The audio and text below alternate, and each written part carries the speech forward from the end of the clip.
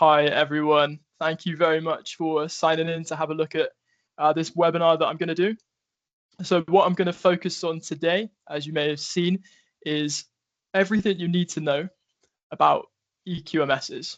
Okay, so what I'm particularly interested in helping you guys to do is understand that process from when you think you need a new eQMS solution and how to go about finding the right one. So what I'm going to do, I'm going to share a presentation with you and talk you through it and try and give you as much insight as I can as to what we've learned in Qhub, working with customers who want a new eQMS, and also with working with our customers, we've understood eQMS systems they've had in the past and what they did like and didn't like. So I'm going to get started on that, and I hope you enjoy the presentation. So I'm just going to start by sharing my screen, and we're going to get straight into it by explaining what we're going to be covering. So today, what we want to do is look at why you may need an eQMS in the first place, and especially what you should consider when you're going through that process. We're then going to look at what you actually need it to do. Okay, it sounds obvious, but it's quite important how you go about doing that. Then how you choose a system. So I'm going to give you some tips on what to ask when you're in a demonstration, where you can go for guidance on a good eQMS. And then we're going to look at how to avoid common mistakes when setting it up. Okay, but we're going to mainly focus on the first three. So I'm going to go straight into it. Just let you know, we are going to drop some presents on the way through. So we've got some things that you can download as we go, or we can send them to you after to sort of help. So the first thing is, why do you need an eQMS, either as a small business or as a large organization? There's common sort of reasons why people start looking for them. So the first ones that we see are corporate alignment. It's quite a classic example. Maybe you're in a business that is buying other businesses, and now you want to amalgamate systems to make it simpler to manage and standardize it across a group. It could be that you have an old system and that it's no longer supported, or it's just too outdated to be useful anymore. It could also be that the business is having some real pains around certain compliance elements, or quality management system sort of things and activities that you need to do. Funny one, but we see this quite a lot. You may have just got into a bit of trouble in an audit, and now you want to find a solution that's going to help you avoid that sort of awkward conversation on your next audit. We've even had some people with the risk of losing accreditation, and they desperately need a system to help them get out of that. Then we've got people that just want to digitize the business. So let's imagine you've got an accounts department, maybe go into an account software. You have HR that may have just bought a HR software to digitize that. And now naturally the business is looking at how can we digitize engineering, quality, health, safety, environmental, all of the QHSE activities. And something that we don't see enough, but it is a really good reason to get an eQMS, is when you want to leverage new technology. So you may have a ISO system, you may have a QMS in place, but you may want to look at what's on the market to see if it can give you a step up in automation, if it can improve your quality, or if it can just be a new tool that you want to use. So now we've looked at some of the reasons you might be looking into a new eQMS. I want to focus on a couple of factors that you need to consider before you really start digging into Googling all the different eQMS platforms that are out there. So data security is an obvious one. If you go in digital, you need to understand the data security. If you have something like ISO 27001, or maybe if you've got Cyber Essentials Plus, you definitely need to think about the data security element. The obvious one is your compliance requirements. So when you move to an eQMS, you're changing your management system. So you need to understand how that's going to impact your next audit. Is the management system going to cover your compliance requirements? Sounds obvious, but I've seen it missed a few times. We call it implementation sacrifice, which is the next one. So implementation sacrifice is talking about the amount of time or resources you're going to sacrifice in order to implement something new. So that's really, really important. And we'll talk about that a bit more later. Something that is obvious, you need to think about the effort to manage, but how that actually looks and whose responsibility it is to manage different elements comes into play. So for example, is it an eQMS platform that your IT team need to manage and the quality managers just use? Or is it a platform where your IT team just maybe needs to supervise and your quality managers have the main scope of control? Because there's quite a big difference in those two types of systems setup. Support and feedback is another important one. So it's all well and good having the support to set it up, but what happens 6 months down the line when you've got the new eQMS in place and then you have a problem, you pick up the phone, you drop a ticket in, and you get ghosted? It's really important from a contractual point of view and just from a customer feedback point of view to know what the eQMS platform is offering you there and what support you can have. So those are sort of like the big scary ones. A lot of the time, people forget the other ones on the screen. So people readiness. Your organization may not actually be ready for a new eQMS. To be honest, I've seen this where certain departments or managers really want an eQMS, but the shop floor or maybe the operators in a warehouse or wherever you're working, they may not be ready for an eQMS. So it's not to say don't get one, but you need to address that. Customization. I find it crazy that in this day and age, especially when you look at the ISO standards and how focused they are on continuous improvement, that you would get an eQMS platform that does not give you the ability to improve itself. So let's say you get an audit and the auditor thinks it would be a good idea if you start tracking X, Y, and Z in your non-conformances. Does the system allow you to change it in order to now align with that improvement? Because if not, you're stuck. So cost and contract doesn't need an explanation. Everyone sort of normally asks what the price is and should look at the contract, especially over timeframes. Can you scale it? So this one has got a question mark because you don't always need to scale a platform. If you're just a small or well-established business and you have no plans to sort of expand into alternate sites, that might not be as relevant. If you are a high growth business and you're acquiring new businesses, that's a really important one. Okay. Can you get the reporting and analytics? Data visibility and the ability to export that data is essential on the internet. In terms of software, it should be fundamental. It should be easy for you to generate reports and analyze the data. Can you integrate? You don't always need an integration, but integrations help connect other things in the business. So can the platform do that? And an interesting one is, do you actually have the in-house tech? For example, I worked with a customer before, we were just about to sign, and then they explained to me when I asked them, okay, so how many tablets do you have? They didn't have any tablets. And one of the core things they wanted to do is to be able to report issues from the shop floor. So straight away, they had to go speak to the IT team and figure that out. So it's not sort of high priority in the sense of it's not easily solvable. You just go buy tablets, make sure your IT team's on board. But people often overlook it. So we've actually got a QMS factors check sheet. So that's the sort of first little present. So if you want to have a look at that or you want to download it, just drop a message in or we can send it to you after, or you can email the resources inbox. And depending on the different sort of reason that you want an eQMS, so the ones that I showed you earlier, different factors may be of more or less interest to you. Okay, so I've got some examples. Let's say you are a group quality manager and you want to know how to look at an eQMS that is going to be used across an entire group of companies. So I'm not saying that the grayed out ones are not important, which is why I made this little note. It doesn't mean ignore everything else, but these are things that you should really make sure you know. So is the data security going to be there? If you're at a group level and you're buying different organizations, it's going to be quite important because your risk increases with the amount of devices and endpoints and people. If you have implementation sacrifice, so the more people you're trying to roll it out to, especially if you're acquiring, there's more variables with every implementation. So there's different people, different setups, different current states. So that's a really big one to understand.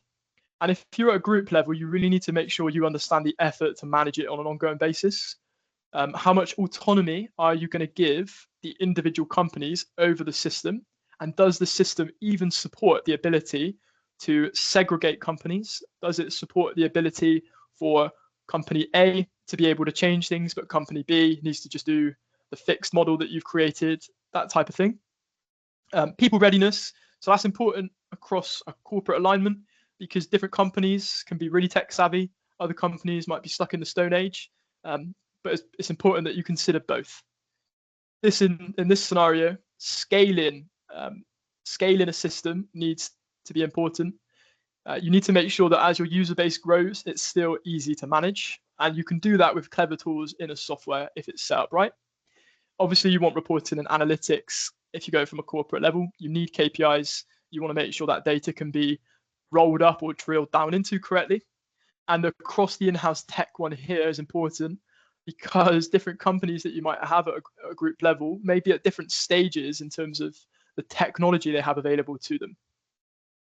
So to give you another example, let's just say you got your butt kicked at an audit. Here's something to think about. Does the new QMS actually cover your compliance requirements? So you could say, yes, every QMS should cover the quality management system. It should cover ISO 9001 top to bottom for all the clauses. But let me tell you for a fact, they don't all do that. Okay, they don't all do it. So it's really important to check. You don't want to get a NCR against organization. Or let's say you don't want to get an NCR against non-conformance management and then buy a QMS that is poor at non-conformance management. Okay. Implementation sacrifice, again, if you've got an NCR and people are scrambling around, is there going to be any resource available to implement the improvement? If there isn't, can you afford to buy that resource in or hire the company to do it for you? And then once you go into managing it, who's going to be responsible to manage it on an ongoing basis? People readiness, again, same principle there. Customization options. I see for smaller businesses, customization is often more important than for a large business. Larger businesses, sort of like the butterfly effect, a small change has a big impact. But in a smaller business where there's less room to go, they want to be able to change and be a bit more dynamic. So customization is really important to look at. And always, for me, reporting and analytics should be a key thing. Okay, so most commonly overlooked factors. I touched on it a little bit at the beginning, but implementation sacrifice. Think about how much effort it's going to take you to set it up. Actually ask the company you're interested in how much effort this will take to set up. If they give you an ambiguous answer, ask for more information or ask for specific examples, ask to talk to another customer that's done it. If they come back with maybe a question of, well, what do you need? That's a good indication they're not just going to give you a false hope of a 3-month implementation if you're a 25-site company. Think about the time it's going to take you, how much support you'll need in terms of tech. Do you know what you even need to know? So sometimes you don't know where to go. You don't know how to implement it, and that's okay. A good QMS provider should be able to help you, not just with the digitization, but they should have enough awareness of compliance and QMS systems that they can guide you in the right direction. Really think about the effort to manage. If you've got to maintain an eQMS yourself, so if it's a self-hosted one, that is adding more work to your IT team, to your infrastructure to maintain. So the hidden costs go up. You've got your direct cost, which is how much you're paying. The hidden cost is how many people you're employing to keep it, how much time does it take of them, all of that stuff, the hardware. And what happens if there's an issue? So if you can't just very quickly ask for help and get a response, that's a problem. Support and feedback, I really think is underrated. So again, like I said, 6 months later, what happens?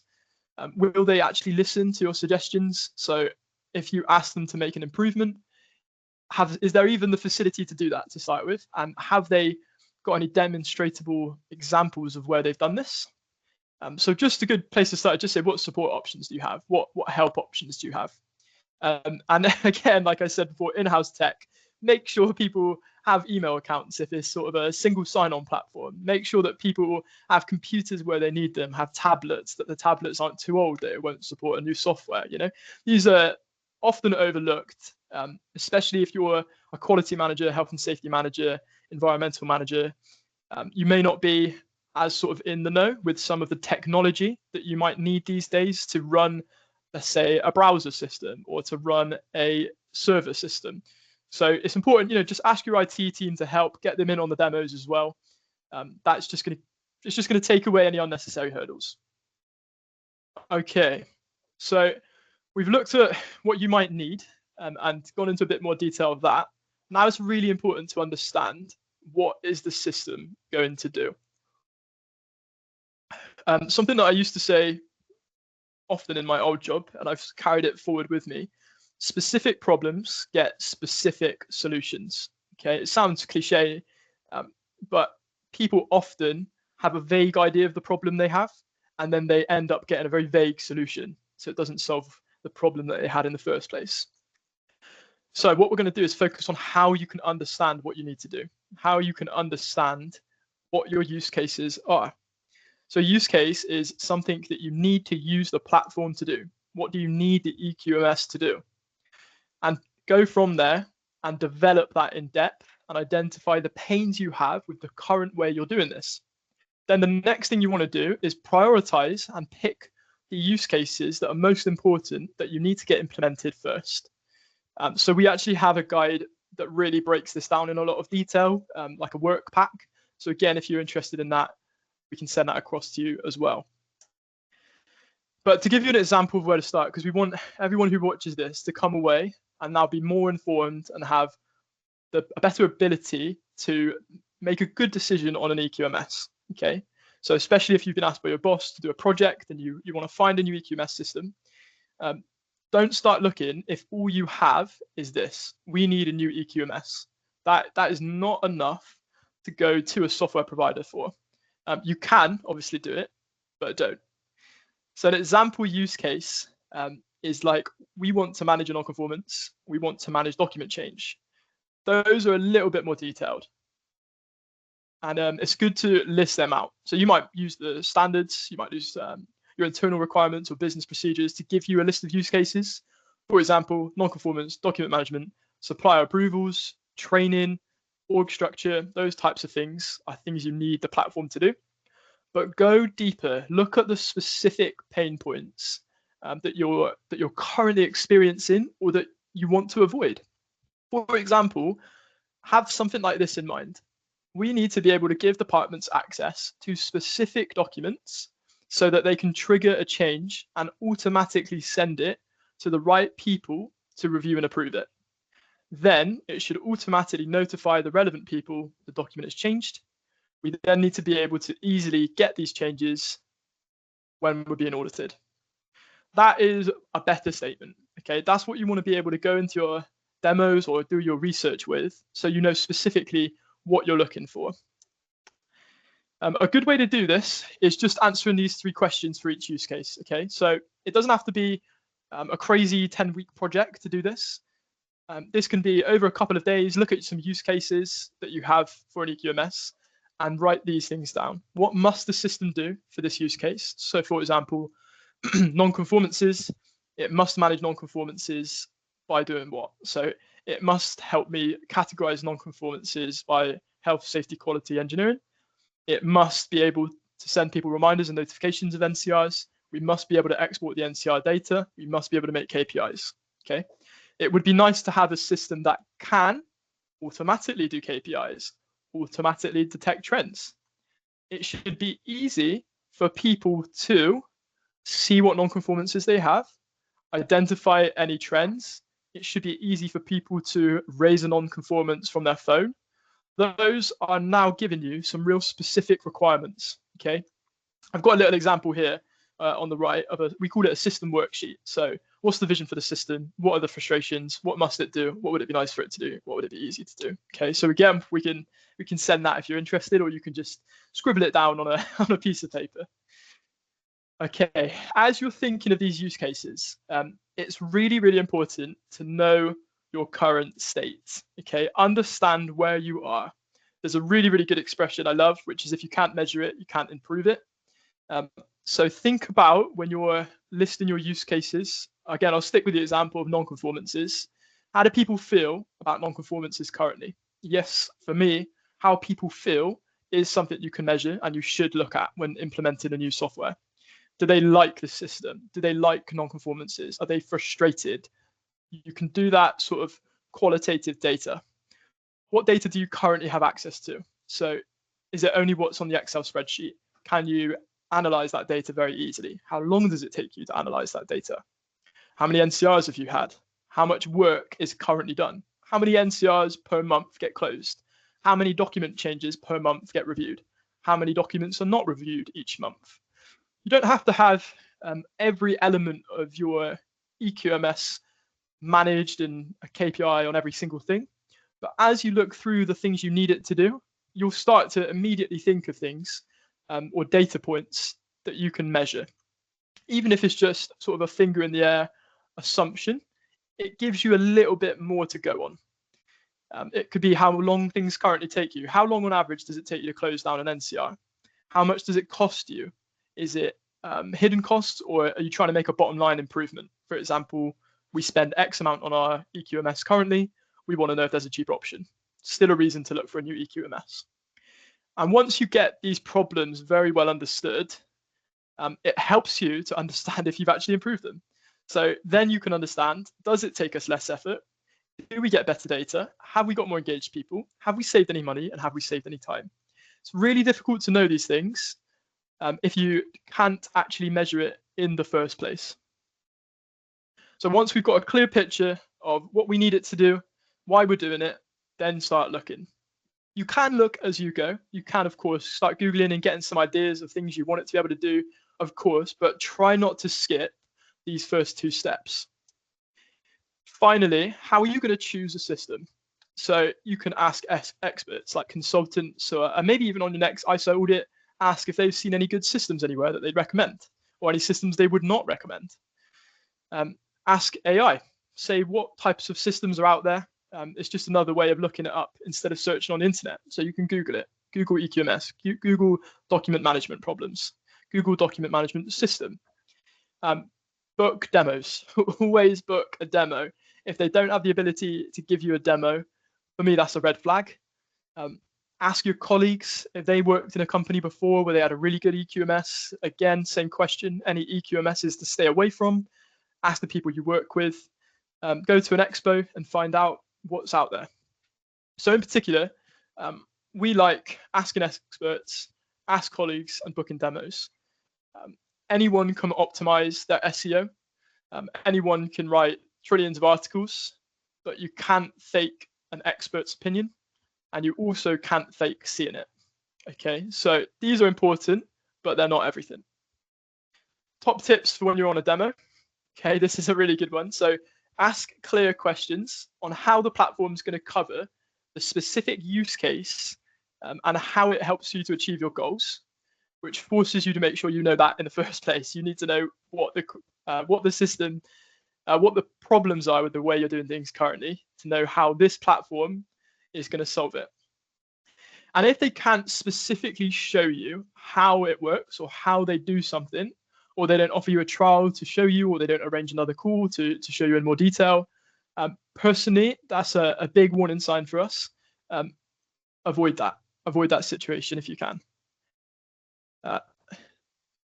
Then we've got some questions to ask. Okay, so when you're looking at all these different eQMS platforms, I would definitely say do not skip these questions. So I'll spend a little bit of time on each of them because I think it's really important when considering a new eQMS, and to be honest, when considering most platforms, whether it's an eQMS, whether it's a integrated management software, a QHSE software, health and safety software, it all applies. Okay, so ask them to show you how customizable it is. For me, it's almost number one. If you can't change it, you can't control it, and if you can't control it, you can't be compliant totally. Especially if you don't want to have to force a certain way of doing things on your company, if you'd rather a software that evolves or adapts to your business's way of doing things. A really, really good one is ask them to show you recent examples of improvements they've made based on customer feedback. If they can't, that says it all for me. If they're not improving their own platform, if they're not listening to feedback, you're in a pretty scary place. To me, that is exactly the same as saying it's unsupported. Just fixing bugs is not good enough. They need to be improving the system. If they're expecting you to continuously improve, they should be continuously improving. Find out how they plan to use AI, or if they're already using it. AI is cutting edge technology. It's been around for a while, but now it's being sort of made more available. So definitely worth asking how they use AI. In sort of parallel to that, ask them what platforms or what roadmap they have for the platform, not just what's next. It's easy to write a roadmap of what's next. Ask them to show you what they improved last year or 6 months ago or last month. Okay. It's really easy for them to say, we're going to do this, this, and this. Okay, show me what you've done then in the last 5 years. Check reviews and social media. Obviously, it's a good place to look for feedback, look for customer testimonials. It's an obvious one. You can even ask to speak to customers. Don't be afraid to say, give me a customer that I can have a Teams call with. They should have someone that will say yes to that for you. Ask them how long it normally takes. I've touched on this already, but ask them how long it normally takes to implement it. If they give you a blanket answer without first understanding what you need, be very, very, very careful, because I don't believe there's any way without knowing some level of detail of what your current system is, how it works, who's involved, that they can say 1 month, 3 months, 2 months, however long it might be. That response to that question you ask them should give you an indication of, are we just focusing on a sale, or do we want to make sure you have a good product? Find out what support they offer. Again, I said 6 months before, but even 5 years down the line, what's going to happen? If you've got an eQMS, you don't want to be changing it every year. Definitely don't want to do that. You're going to stick with it 3 to 5 years minimum. So what's the support going to look like across that time? What are the improvements going to be? I like this one personally. I like when I'm asked it. I've seen other customers have told me quite funny examples of when they've asked other providers or competitors this question. Ask what the worst feature is and the biggest challenge their customers face.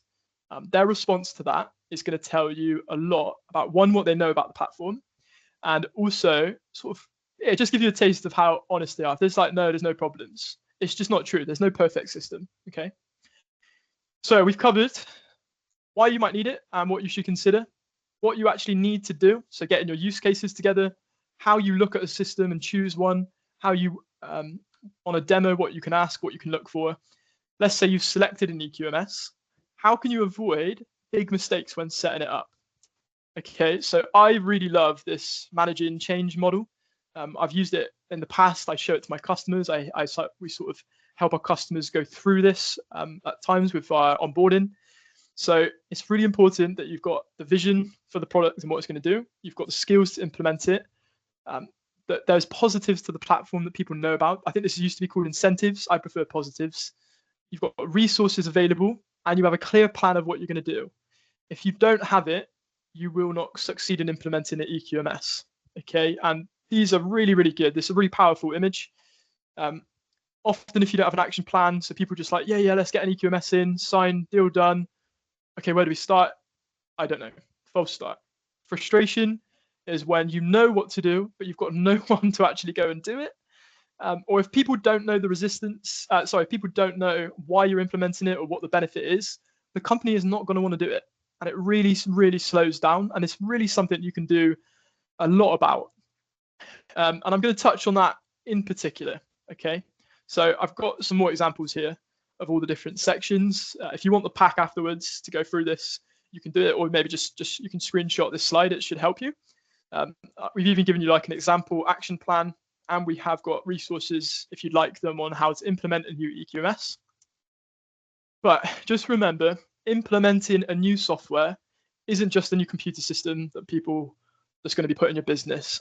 What you are asking people to do is change their behavior. You're asking people to come away from what they currently do. Maybe it's filling out an Excel spreadsheet, maybe it's writing on a piece of paper, and you want their behavior to change so that they use the new platform. Okay, why you need to give them reasons to change?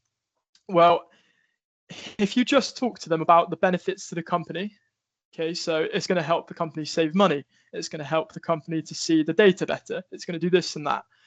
We often see this mistake, and it leads to poor engagement, which leads to problems in onboarding and a delay of the benefits from an eQMS. So you need to explain how this is going to help the interested parties or the stakeholders. How is it going to help your quality team?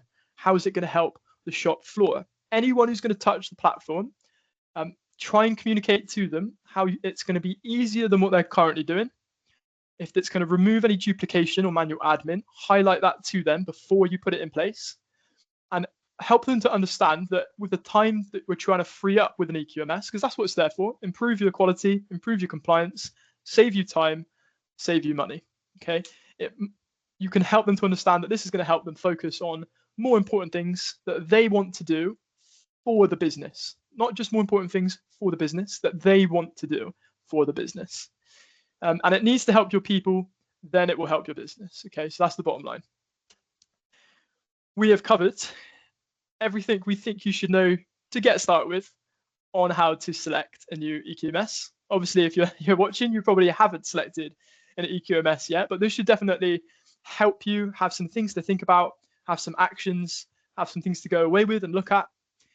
So what should you do next? Well, if you would like this presentation pack, along with all the other resources that we have available that we've mentioned, so it could be our implementation guide, it could be our use case check sheet, just put a message in the chat or leave an email at the email on the screen, and we'll send that across to you. If you are interested in an eQMS demo with us, just comment on the chat demo, or if you're watching this later on YouTube or LinkedIn, just direct message the platform and put demo in. You can email sales, or if you just paste the link at the bottom, it will take you through to have a demo. If you have enjoyed this video or you found it helpful, if you see it later on any social media platforms, please share it. I sound like a blogger, but it does help. It helps. We want people to know how to get a good system in place, whether it's ours or another platform. Please try and help share the message so that people can implement good systems. If you've enjoyed this, and maybe you do want to know a little bit more about our platform personally, if you want to know a bit more about Qhub, then we have some additional masterclasses that we're running. We have one about some of our features. We've done one already earlier this month. So maybe come along and have a look at what we do before you go for a demo. And we will be doing additional masterclasses and webinars in the future as well. So if you want to drop your email in the chat or email the resources team after, we can add you to our newsletter that lets you know about all of the resources that we have available and also all the webinars that we have as well. I hope you enjoyed this eQMS session. I hope it was helpful, and I hope to see you again. Thanks, guys. Thanks for joining.